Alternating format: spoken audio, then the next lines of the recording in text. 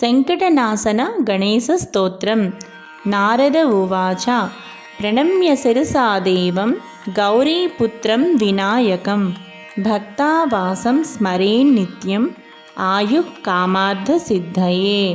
प्रथमं वक्रतुण्डं च एकदन्तं द्वितीयकं तृतीयं कृष्णपिङ्गाक्षं गजवक्त्रं चतुर्धकं लम्बोदरं पंचमं च षष्ठं विकटमेव च सप्तमं विघ्नराजं च धूम्रवर्णं तदाष्टमं नवमं पालचन्द्रं च दशमं तु विनायकम् एकादशं गणपतिं द्वादशं तु गजाननं।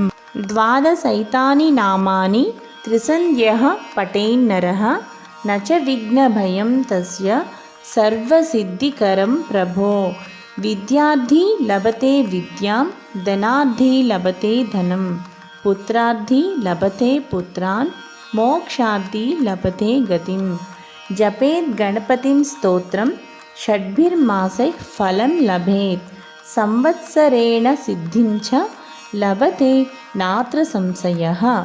अष्टोभ्य ब्राह्मणेभ्यश्च लिखित्वा यः समर्पयेत् तस्य विद्या भवेत् सर्वा गणेशस्य प्रसादतः।